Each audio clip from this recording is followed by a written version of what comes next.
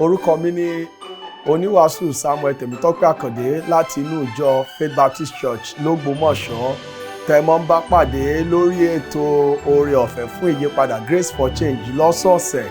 Inú mi dùn láti kí wa kú ọdún Kérésìmesì. A dúpẹ́ lọ́wọ́ Ọlọ́run tó bá wa láyọ̀. Àdúrà mi ni wípé ọdún ó yabo fún gbogbo wa, yóò jẹ́ àkókò ayọ̀. Ẹ má jẹ́ ká gbàgbé wípé ìdí tí a ṣe ń ṣe Kérésìmesì òun ní nítorí Jésù. Jésù ló wá sáyé láti kú nítorí ẹ̀ṣẹ̀ wa, láti fún wa ní ìyà nípẹ̀kun. Ìdí Kérésìmesì gangan ni. A sì mọ rírì yín bẹ́ẹ̀ ṣe ń wò wá ní gbogbo ọ̀sẹ̀. Ìbùkún ló jẹ́ fún wa. Inú wa sì ń dùn pé bá a ṣe ń wá sórí móhùnmáwòrán ó ń bá ènìyàn pàdé. Mo gbàdúrà wípé ìbùkún Ọlọ́run yóò tún wà lórí ayé yín. Merry Christmas to you and your family. God bless you. A dúpẹ́ lọ́wọ́ Ọlọ́run fún àǹfààní tó fún wa láti wà ní orí móhùnmáwòrán pẹ̀lú wa ní ẹ̀ẹ̀kan sí. A dúpẹ́ fún àánú rẹ̀ àti ìdásí rẹ̀ tó fi fún wa láti wà láyé wà láàyè títí di oṣù kejìlá, oṣù tó parí ọdún yìí ní. Àdúrà mi ni wípé ayọ̀ la fi parí ọdún yìí o, a sì ṣe ọ̀pọ̀ ọdún láyé lórúkọ Jésù. Ẹ jẹ́ ká ṣí Bíbélì wa pẹ̀lú mi sí ìwé Matthew orí 16. A bẹ̀rẹ̀ láti ẹsẹ̀ 13 sí 17. Matthew orí 16 ẹsẹ̀ 13 sí 17. A kà Matthew chapter 16 from verse 13 through 17. Bíbélì sọ wípé nígbà tí Jésù dé ìgbèríko Késárìà Fílípì, ó bi àwọn ọmọ ẹ̀yìn rẹ̀ léèrè wípé ta ni àwọn ènìyàn ń fi èmi ọmọ ènìyàn pè? Wọ́n sì wí fún pé òmíràn ní Jòhánù Báptísì, òmíràn wípé Èlíjà, àwọn ẹlòmíràn ní Jeremáyà tàbí ọ̀kan nínú àwọn wòlíì. Ó bi wọ́n léèrè wípé ṣùgbọ́n ta ni ẹ̀yin ń fi mí pè?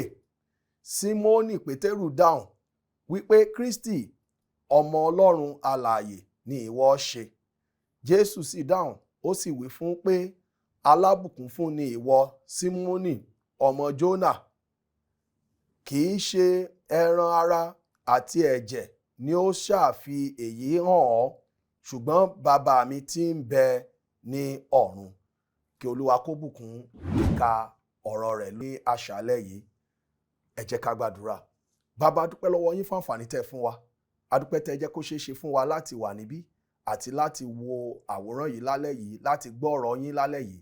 Mo gbàdúrà pé kẹ́ ẹ lo ọ̀rọ̀ yín láti ràn wá lọ́wọ́, kí ògo àtọlá kó sì jẹ́ tẹ̀yin Ọlọ́run. Ní orúkọ Jésù Olúwa wa. Àmín. Ìta fẹ́ wàásù lé lórí, ta fẹ́ sọ̀rọ̀ lé lórí láṣálẹ́ yìí, òun ni mo pè ní ta ni Jésù? Ta ni Jésù? Who is Jesus? Tá bá wo lónìí, ìbéèrè jẹ́ tó jẹ́ pé ó ṣeé ṣe kó mọ tawọ́ tasẹ̀ nínú ọ̀pọ̀lọpọ̀ náà láti fẹ́ mọ̀ pé ta la ń pè ní Jésù. Lóòótọ́ ọ̀pọ̀lọpọ̀ ló ti gbọ́ orúkọ Jésù, ọ̀pọ̀lọpọ̀ ni wọ́n ti kà á nínú Bíbélì nípa Jésù, ọ̀pọ̀lọpọ̀ ló ti gbọ́ tí wọ́n tiẹ̀ fẹ́ kà nípa rẹ̀, tí a sì ní béèrè pé ta ni Jésù? Mo mọ àwọn pé àwọn míì wọ́n pera wọn lónígbàgbọ́, ṣùgbọ́n nígbà tá a bá sọ̀rọ̀ pé ta ni Jésù gan, wọn ò mẹ́ni tí Jésù ṣe. Torọ́ ọ̀pọ̀lọpọ̀ wa la bí sínú ẹ̀sìn ìgbàgbọ́ tó jẹ́ pàwágò tí ì mọ Jésù gẹ́gẹ́ bó ṣe yẹ ká mọ̀. A kàn mọ Jésù nítorí pé wọ́n bí wa sínú ẹ̀sìn ni, tí wọ́n ń pe Jésù nínú ẹ̀sìn tí wọ́n bí wa sí, àwa náà sì ń bá wọn pè.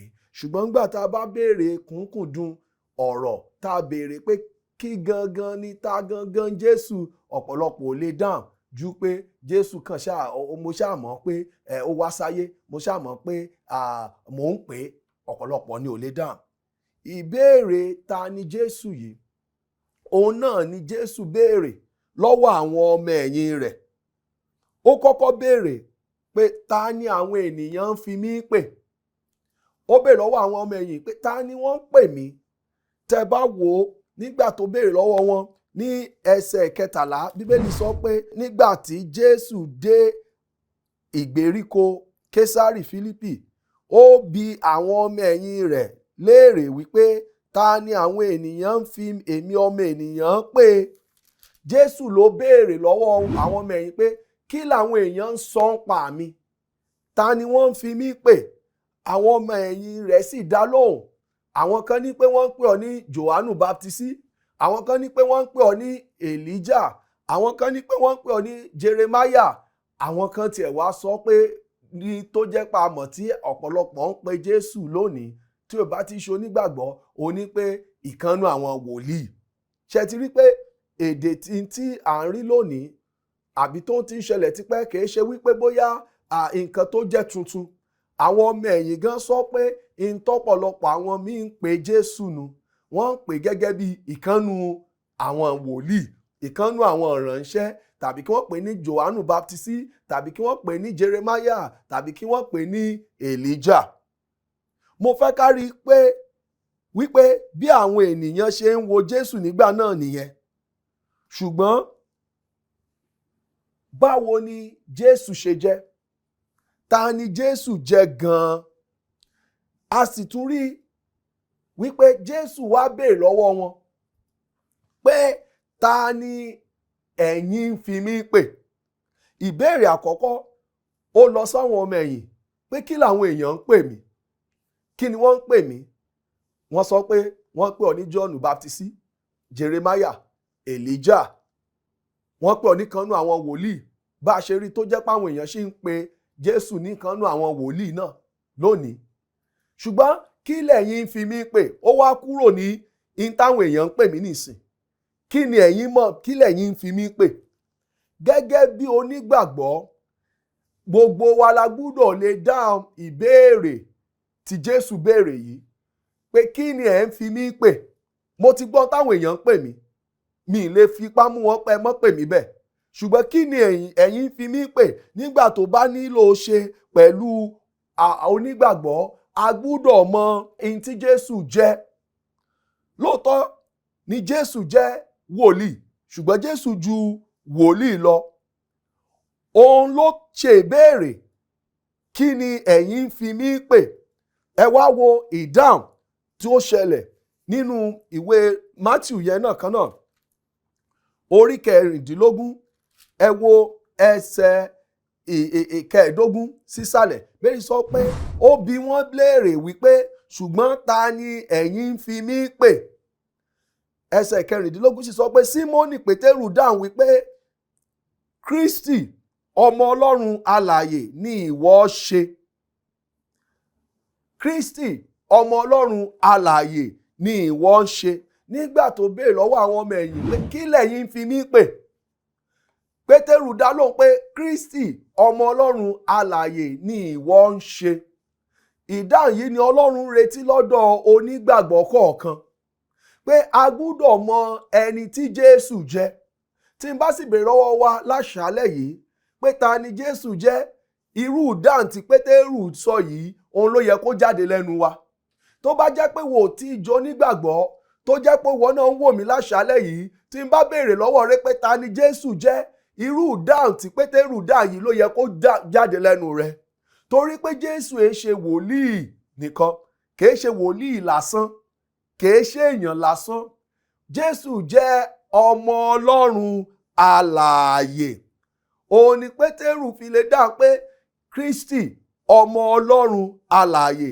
Ta ni Jésù jẹ́ o? Ìdáhùn sí ìbéèrè mi, sí ìbéèrè àkórí ìwàásù mi, òun ni pé Kristi jẹ́ ọmọ Ọlọ́run alààyè. Èmi kọ́ ni mo pe Jésù lọ́mọ Ọlọ́run alààyè. Ní táwọn èèyàn máa ń sọ lọ́pọ̀lọpọ̀ gbà, wọ́n ní Jésù gan kò pera rẹ̀ lọ́mọ Ọlọ́run, kò sọ pé ó ń jọmọ Ọlọ́run, ẹ̀yin lẹ pè lọ́mọ Ọlọ́run. Èmi kọ́ mo pe Jésù ní ọmọ Ọlọ́run alààyè. Bíbélì ló pe Jésù bẹ́ẹ̀. Bíbélì ló sọ pé ó jẹ́ ọmọ Ọlọ́run alààyè. Ẹ tún wá wo nǹkan tí mo rí bẹ́ẹ̀. Ẹ wo ẹsẹ̀ 17, 16, 17, 17 yẹn. Bíbélì sọ pé Jésù sì dáhùn, ó wí fún pé alábùkún fún ni ìwọ Símónì ọmọ Jónà, kì í ṣe ẹran ara àti ẹ̀jẹ̀ ni ó ṣàfi èyí hàn ọ́, ṣùgbọ́n bàbá mi tí ń bẹ ní ọ̀run. Kò síbi tí Jésù ti pè rẹ̀ lọ́mọ Ọlọ́run, ẹ ti gbọ́ táwọn èèyàn ti sọ bẹ́ẹ̀ rí. ṣùgbọ́n níbí yìí nígbà Pétérù sọ wípé ìwọ ni Kristi ọmọ Ọlọ́run alààyè, kí ni Jésù sọ? Ó ní kìí ṣe ẹ̀jẹ̀ àtomi ara ló fi hàn Pétérù, ó ní bí kìí ṣe bàbá mi tí ń bẹ ní ọ̀run. Ìyẹn túmọ̀ sí pé Jésù ń fi lélẹ̀ wípé òun ní bàbá lọ́run. Ṣé ń kà á? Ṣé rí tàbá mọ́ Bíbélì wa ká mọ yẹ̀wò lẹ́sẹẹsẹ kò ní yé wa o. Bíbélì jẹ́ ká mọ̀ wípé Pétérù pè ní ọmọ Ọlọ́run alààyè. Jésù dáhùn, ó ní kìí ṣe ẹ̀jẹ̀ àtomi ara ló fi hàn, ó ní bí kìí ṣe bàbá mi tí ń bẹ ní kíni ọ̀run. Ìyẹn túmọ̀ sí pé tó pè mí yẹn bẹ́ẹ̀ náà ló rí pé mo ní bàbá lọ́run. Tẹ́nikẹ́ni bá ń sọ pé Jésù kìí ṣe ọmọ Ọlọ́run, àwa là ń pè lọ́mọ Ọlọ́run, kìí ṣe àwa. Bíbélì ló pè lọ́mọ Ọlọ́run. Àti ẹ̀rọ pọ̀lọpọ̀ tí wọ́n máa ń wò wípé wọ́n ní ọ̀rọ̀ ìgbàgbọ́ kìí ṣe wípé Jésù gan ló dá ìgbàgbọ́ lẹ̀, Pọ́ọ̀lù ló dálẹ̀, Pọ́ọ̀lù ló mú gbogbo rògbòdìyàn wá. Pọ́ọ̀lù kọ́ ló dá gbàgbọ́ lẹ̀ o, Pọ́ọ̀lù kọ́ ló pe Jésù lọ́mọ Ọlọ́run o. Jésù fúnra rẹ̀ ló pera rẹ̀ ní kíni ọmọ Ọlọ́run. Ó ló ní bàbá lọ́run. Pétérù sọ wípé ìwọ ni Kristi náà ọmọ Ọlọ́run alààyè. Jésù sì gbà mọ́ra, ó ní bẹ́ẹ̀ ni. In tó túmọ̀ sínú kìí ṣe ẹ̀jẹ̀ àtomi ara òun ló fi lè hàn, bí kò ṣe bàbá mi tí ń bẹ lọ́run òun ló fi hàn pé mo jọmọ rẹ̀. Kìí ṣe Pọ́ọ̀lù. Inú ìwé yìí tá a sì kà yí Mátíù, kìí ṣe pé Pọ́ọ̀lù lọ́lọ́run lò láti kọ́. Ṣẹ́rí tá a bá mọ ọ̀rọ̀ Ọlọ́run, oríṣiríṣi nǹkan ni àwọn èèyàn ni wọ́n mọ mú lọ́tún lósì láti fi dàbẹ́ ni pé wọ́n ń da èrò wa rú tààtì ní mọ́ tá a gbàgbọ́. Ta ni Jésù? Jésù jẹ́ ọmọ Ọlọ́run alààyè. Mo tún wá fẹ́ béèrè, tá a bá béèrè ta ni Jésù, ìdáhùn rẹ̀ a ti mọ̀ pé ó yẹ kó jẹ́ ọmọ Ọlọ́run alààyè. Ṣùgbọ́n kí ni Jésù fi jẹ́ ọmọ Ọlọ́run? Báwo la ṣe lè sọ pé Jésù jẹ́ ọmọ Ọlọ́run? Lóòótọ́ a ní pé ta ni Jésù? Ọmọ Ọlọ́run alààyè, ó ṣeé ṣe kéèyàn dáhùn. Ṣùgbọ́n báwo la ṣe fẹ́ mọ̀ pé ọmọ Ọlọ́run ni? Kí ló dé tá a fi ń pè lọ́mọ Ọlọ́run? Àwọn mìíràn tún máa ń sọ wípé kí wá ní ká sọ nípa Pọ́ọ̀lù, nípa Ádámù. Nígbà tá a bá pe Jésù ní ọmọ Ọlọ́run, Ádámù ńkọ́? Kò ní ìyá, kò ní bàbá, Ọlọ́run ló dá, àbí? Pé kí wá ló yẹ ká pè ká sọ nípa ẹni bíi Ádámù tó jẹ́ pé Ọlọ́run dá, kò ní ìyá, kò ní bàbá. Tá wá ń pe Jésù tó jẹ́ pé a rí ìyá rẹ̀, tá a sọ pé a lè pe Màríà ìyá Jésù. Báwo la ṣe wá fẹ́ pe Ádámù? In tí wọ́n fi máa ń béèrè yẹn ni pé wọ́n máa ń sọ nísọ láti sọ wípé àní Jésù èṣù ọmọ Ọlọ́run, pé Jésù Ọlọ́run kò bímọ o. Kò é ṣe bẹ́ẹ̀, kò lè jọmọ Ọlọ́run, torí pa ti ẹ̀rá wọn tó jẹ́ wípé Ọlọ́run dá gan tí wọ́n ní ìyá, tí wọ́n ní bàbá, bí Ádámù tó jádámù. Kí la fẹ́ pe irú wọn? Ẹ jẹ́ kí n ṣe àlàyé eléyìí fún wa dáadáa. Ayé yìí òun kọ́ ni Jésù ti bẹ̀rẹ̀ láti jọmọ Ọlọ́run. Ìtọ́pọ̀lọpọ̀ tá a bá sọ ní ìsìn àkókò kérésì ti súnmọ́ dáadáa, ó kù ọjọ́ díẹ̀ ká súnmọ́ kérésì. Tá a bá ń sọ̀rọ̀ ń pa pé Jésù jọmọ Ọlọ́run lọ́pọ̀lọpọ̀ ọgbà, ìta mọ́ ń rò ní pé ìgbà tí a bí Jésù yẹn òun ló bẹ̀rẹ̀, òun ló fi hàn wípé ó jẹ́ ọmọ Ọlọ́run. Ní bá a ṣe súnmọ́ kérésì pé bá a ṣe ṣàjọyọ̀ kérésì báyìí, à ń rántí ọjọ́ tá a bí Jésù sínú ayé tó jẹ́ tá a bí ọmọ Ọlọ́run. In tó sọ Jésù di ọmọ Ọlọ́run kọ́ nìyẹn. A ti rí àkọsílẹ̀ rẹ̀ nínú Bíbélì wípé yóò wá sáyé. Jésù ti wà kó tó dípa bí. Ṣé rí gbogbo àwa yòókù, a lè mọ sọ pé ọ̀run náà láti wá, bẹ́ẹ̀ ni Ọlọ́run ló dá wa, bẹ́ẹ̀ ni. Ṣùgbọ́n gbogbo wa a lè sọ pé a ti wà ní ààyè tẹ́lẹ̀, a lè rántí nǹkan kan, a lè mọ nǹkan kan. Wọ́n bí wa sínú ẹran ara ni, ìgbà yẹn làwa tó bẹ̀rẹ̀ ìgbé ayé tiwa.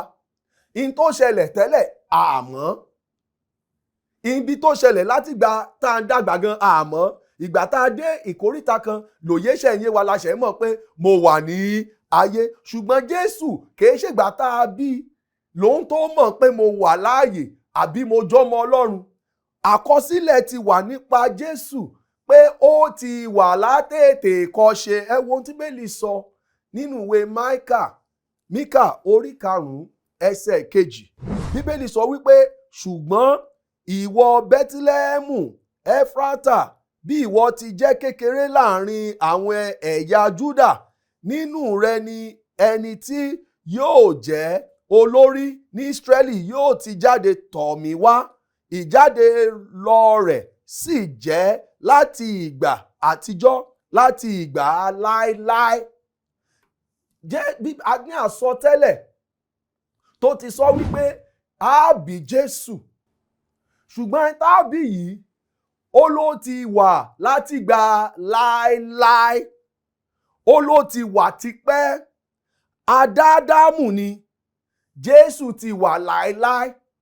Jésù è ṣe èèyàn tí a dá gẹ́gẹ́ bí Ádámù àtẹ́fà. Jésù ti wà tipẹ́. Kò ṣe pé ó di ọmọ Ọlọ́run nígbà tá a bí. Ó ti jẹ́ ọmọ Ọlọ́run tó ti wà tipẹ́, tó náà wà títí ayé. Tọ́lọ́run bá fún mi láǹfààní lágbára Ọlọ́run, mo fẹ́ kí a ṣe ìdánilẹ́kọ̀ọ́ lórí móhùnmáwòrán yìí lórí ìtànpè ní mẹ́ta lọ́kan. Kí ló dé tá a fi mọ́ sọ pé Ọlọ́run Baba, Ọlọ́run Ọmọ, Ọlọ́run Ẹ̀mí Mọ́? Lágbára Ọlọ́run, bóyá nínú ọdún tó ń bọ̀ yìí a lè gbé yẹ̀wò láti wò ó, a tún kẹ́kọ̀ọ́ lé lórí kí gan ni mẹ́ta lọ́kan túmọ̀ sí. Ṣùgbọ́n mi má bàa tú kúrò lórí tí mo ń kọ́ wa lákòókò yìí, mo fẹ́ kí lè yé wa dáadáa pé Jésù kìí ṣègbà tá a bí òun ló tó di olùgbàlà, kìí ṣègbà tá a bí òun ló tó wà láàyè, kìí ṣègbà tá a bí òun ni Jésù tó jẹ́ ọmọ Ọlọ́run. Jésù, Bíbélì sọ fún wa wípé ó ti wà láéláé, is everlasting.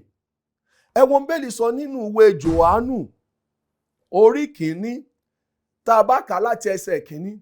Bíbélì sọ wípé ní àtètèkọ́ṣe ni ọ̀rọ̀ wà, ọ̀rọ̀ sì wà pẹ̀lú Ọlọ́run, Ọlọ́run sì ni ọ̀rọ̀ náà. Ẹsẹ̀ 2 sọ wípé òun ni ó sì wà pẹ̀lú Ọlọ́run ní àtètèkọ́ṣe. Nípasẹ̀ rẹ̀ ni a ti dá ohun gbogbo, lẹ́yìn rẹ̀ a kò sì dá ohun kan nínú ohun tí a ti dá. Nínú rẹ̀ ni ìyè wà, ìyè yìí náà sì ni ìmọ́lẹ̀ aráyé. Ìmọ́lẹ̀ náà sì mọ́lẹ̀ nínú òkùnkùn, òkùnkùn kò sì lè borí rẹ̀. Ẹsẹ̀ 14 wá sọ báyìí, ó ní ọ̀rọ̀ náà sì di ara, ó sì ń bá wa gbé, àwa sì ti rí ògo rẹ̀, àní ògo ọmọ rẹ̀ kan ṣoṣo tí ó ti ọ̀dọ̀ bàbá wá. Ó kún fún oore ọ̀fẹ́ àti òtítọ́. Ọmọ rẹ̀ kan ṣoṣo tó ti ọ̀dọ̀ Tani wá? Ọ̀dọ̀ bàbá wá, tó kún fún oore ọ̀fẹ́. Ilé yìí ń fi ìdí rẹ̀ múlẹ̀ wípé Jésù kò ṣègbà tó wá sáyé yìí òun ló tó jẹ́ ọmọ Ọlọ́run. Bẹ́ẹ̀ni tọ́ pé ó ti wà láti àtètèkọ́ṣe ni ọ̀rọ̀ wà. Ọ̀rọ̀ wà pẹ̀lú Ọlọ́run, Ọlọ́run sì ni ọ̀rọ̀ náà. Ẹsẹ̀ 14 wá ní ọ̀rọ̀ náà sì di ara, ó sì ń bá wa gbé, àwa sì ti rí ògo rẹ̀, àní ògo ọmọ rẹ̀ kan ṣoṣo tí ó ti ọ̀dọ̀ bàbá wá. Ó kún fún oore ọ̀fẹ́ àti òtítọ́. Lọ́pọ̀lọpọ̀ gbà in tó fi mọ́ rọrùn fáwọn èèyàn láti fi Jésù wé bóyá wòlíì kan ni, òun nítorí pé a rò pé ńgbà tá a bí òun ló tó di ọmọ Ọlọ́run. Jésù jẹ́ ọmọ Ọlọ́run tó ti wà pẹ̀lú bàbá láti ìbẹ̀rẹ̀. Nígbà tá a bá sọ pé Ọlọ́run bímọ, Ọlọ́run lọ́mọ, kìí ṣe pé à ń sọ pé ayé yìí lọ́lọ́run tó lọ́mọ. À ń sọ wípé Ọlọ́run ọmọ ó ti wà pẹ̀lú bàbá láti ìpìlẹ̀, ó wà láéláé. Ìgbà míì tá a bá sọ̀rọ̀ pé ẹ má fi Jésù wé olórí ẹlẹ́sìn kankan, ẹ má sọ báyìí, ẹ má ṣe báyìí, kìí ṣe pé bóyá láti sọ̀rọ̀ lòdì, ṣùgbọ́n tá à ń sọ ní pé láti sọ wípé Jésù sẹ̀ ó ti wà títí ayé, ó wà láéláé, ó ti wà ní ọ̀run kó tó dípò gbé àwòrán ènìyàn wọ̀ nínú ẹran ara láti wá kú nítorí ẹ̀ṣẹ̀ wa. Àtúrí pé ìbí rẹ̀ náà yàtọ̀. lóòótọ́ ó ti wà pẹ̀lú bàbá, ó jọmọ Ọlọ́run, ṣùgbọ́n nígbà tí ó wà sínú ẹran ara, a rí ìbí tó yàtọ̀. Ẹ wo Bíbélì sọ nínú ìwé Àìsáyà orí 7 ẹsẹ̀ 14. Bíbélì sọ pé nítorí náà Olúwa fúnra ara rẹ̀ ni yóò fún ọ ní àmì kan, wúńdíá kan yóò lóyún, yóò sì bí ọmọkùnrin kan, yóò sì pe orúkọ rẹ̀ ní Ìmánúẹ́lì. A rí pé nígbà tá a tún sọ̀rọ̀ ẹbí rẹ̀, nígbà tó tiẹ̀ wá sínú ẹran ara, ẹni tó ti wà pẹ̀lú bàbá títí láti láéláé, a rí pa sọ bí ó á ṣe bí, a sì pè wípé Ọlọ́run wà pẹ̀lú wa, torí ìtumọ̀ Ìmánúẹ́lì túmọ̀ sí pé Ọlọ́run wà pẹ̀lú wa. A sọ bí yóò ṣe ṣẹlẹ̀, pé báyìí ni yóò ṣe wá sáyé, yóò wá nípasẹ̀ wúńdíá tí kò mọ ọkùnrin rí. Tá a bá sì ń sọ̀rọ̀ nípa wúńdíá, ìta ń sọ ní pé obìnrin tí ò tí ì ní ìbálòpọ̀ rí, obìnrin tó para rẹ̀ mọ́, tó yàtọ̀ nínú àwọn obìnrin yòókù, òun ni ẹni tí Ọlọ́run lò láti wá bí olùgbàlà sínú ayé. Tá a bá wò ó nínú ìwé Lúùkù orí 1 láti ẹsẹ̀ 16, Bíbélì sọ wípé ní oṣù kẹfà Ọlọ́run sì rán áńgẹ́lì Gébrálì sí ìlú kan ní Gálílì tí a ń pè ní Násárẹ́tì, sí wúńdíá kan tí a ṣèlérí láti fẹ́ fún ọkùnrin kan tí a ń pè ní Jósẹ́fù ti ìdílé Dáfídì. Orúkọ wúńdíá náà sì máa ń jẹ́ Màríà. Ẹ rí pé Ọlọ́run ẹ̀ẹ̀mejì láti rí pé wúńdíá lẹ́ẹ̀mejì, láti jẹ́ ká mọ̀ wípé ìtọ́lọ́run ti sọ tẹ́lẹ̀ wípé Jésù ó wá sínú ayé, ẹni tó ti wà láéláé yóò wá sínú ayé, á bí nínú ẹran ara. Kìí ṣègbà tá a bí ló tó di ọmọ Ọlọ́run, ló tó wà láàyè, ó ti wà láéláé tẹ́lẹ̀, á wá bí nípasẹ̀ wúńdíá. Nínú ìwé Àìsáyà yẹn àti ẹ̀ pé ní Ìmánúẹ́lì, Ọlọ́run wà pẹ̀lú wa ńgbà tá a bá bí. Pé Bíbélì bí Ọlọ́run tó wá láti ọ̀run wá sáyé láti wà pẹ̀lú wa, òní ìtumọ̀ yẹn túmọ̀ sí pé àti lọ́rẹ̀ẹ́ ti wà láéláé láti àtètè kọ́ṣe, ṣùgbọ́n pàṣẹ kálábíbí wúńdíá. Ẹ jẹ́ sáré sọ eléyìí fáwọn ọ̀dọ́mọbìnrin níta ń bẹ̀, bóyá wọ́ wà ń ta tó ń wo pé mo lè ṣe tó wù mí, ìwọ náà ṣe kẹ́kọ̀ọ́ nú ayé Màríà. Lónìí ó sì tún dá kéèyàn jẹ́ wúńdíá o, àtọkùnrin àtobìnrin. Mo máa ń sọ fáwọn èèyàn ọ̀dọ́ nínú ìjọ wa pé ó tíwọ ọkùnrin náà bá yàn láti para rẹ̀ mọ́, á láǹfààní láti rí obìnrin tí òun náà lè para rẹ̀ mọ́, tí ò ní lè ṣe nǹkan tó rọ́pọ̀lọpọ̀ ọkùnrin ló wò pé èmi lè ṣe tó wù mí. Jósẹ́fù tó bá jó ń ranu ọkùnrin ni, yóò ti kì Màríà mọ́lẹ̀ láti gba wọn ti yàn wọ́n fúnra wọn pé wọ́n fẹ́ra wọn. Ṣùgbọ́n Jósẹ́fù mọ̀ọ́mọ̀ gbégbé ayé tó yàtọ̀, Màríà náà gbégbé ayé tó yàtọ̀. Kò yanilẹ́nu ńgbà tó jẹ́ pé àwọn lọ́lọ́run yàn pé ìwọ òun ni màá lò láti gbé ọmọ mi wá sáyé tí ó kú fún ẹ̀ṣẹ̀ aráyé. Ìwọ ò ṣe kọ́gbọ́n bẹ́ẹ̀. Bíbélì ń tẹnumọ́ pé wúńdíá. Ó ní Bíbélì sì wá sọ ní ẹsẹ̀ 28, ó ní áńgẹ́lì náà sì tọ̀ ọ́ wá, ó ní àlàáfíà fún ọ ìwọ ẹni tí a kọjú sí ṣe ní oore, Olúwa ń bẹ pẹ̀lú rẹ. Lẹ́sẹ̀ 29, ó ní ṣùgbọ́n ọkàn Màríà kò lélẹ̀ nítorí ọ̀rọ̀ náà, ó sì ronú ara rẹ̀ pé irú kíkí wo ni èyí. Ṣùgbọ́n áńgẹ́lì náà wí fún un pé má bẹ̀rù Màríà, nítorí ìwọ ti rí ojú rere lọ́dọ̀ Ọlọ́run. Ìwọ yóò lóyún nínú rẹ, ìwọ ó sì bí ọmọkùnrin kan, ìwọ ó sì pe orúkọ rẹ̀ ní Jésù.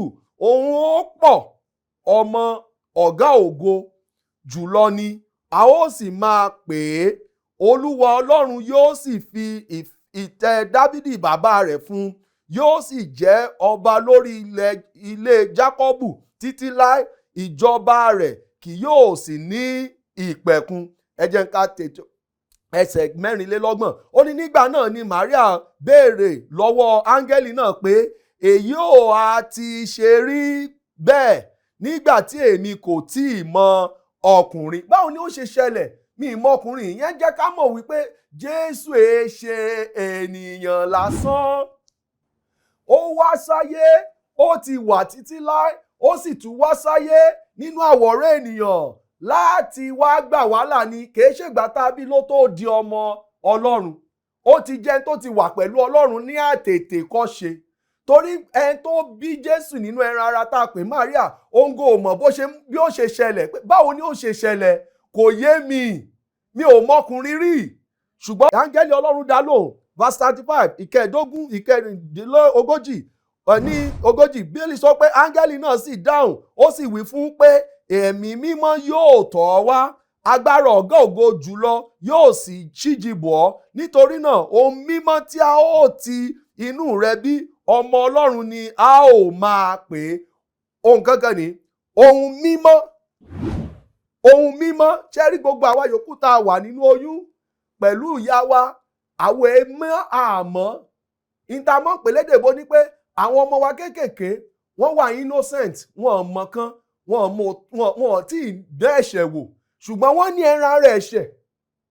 Ẹ rí i pé a nílò láti kọ́ àwọn ọmọ wa láti gé èèyàn jẹ fún ìyá tó bá ń fún wọn lọ́mú, wọ́n gé jẹ fún ìgbà míì gan wọ́n lè ọmọ míì lè kán ní bí wọ́n ṣe ń dàgbà torí ìwà ẹ̀ṣẹ̀ ń gbà míì ó ti wà nínú wọn. Ìpè làwọn míì máa ń béèrè lọ́wọ́ wa pé tó bá lọ́mọdé jẹ́ lẹ́ṣẹ̀, ìjẹ́ yẹn túbọ̀ sí pé tó bá kú ṣé yóò wá lọ́run àpáàdì? Rárá, torí pé kò mọ̀ tún kò mọ̀ yósì, tó bá tiẹ̀ jẹ́ pé ọmọ bẹ́ẹ̀ kú ọ̀dọ̀ Ọlọ́run náà ló ń padà sí. Ṣùgbọ́n tó yàtọ̀ ní pé ìgbà tó bá tó àkókò tó yẹ kó mọ̀ ọ̀tún tó lè yàn, tí ò bá yàn tó yàn láti sọ pé mo gba Jésù gẹ́gẹ́ bí olùgbàlà rẹ, ìgbà yẹn ni a kẹ ẹ̀ṣẹ̀ rẹ̀ sí lọ́rùn. Ṣùgbọ́n ìgbà tá a sọ pa Jésù, Bíbélì sọ wípé ohun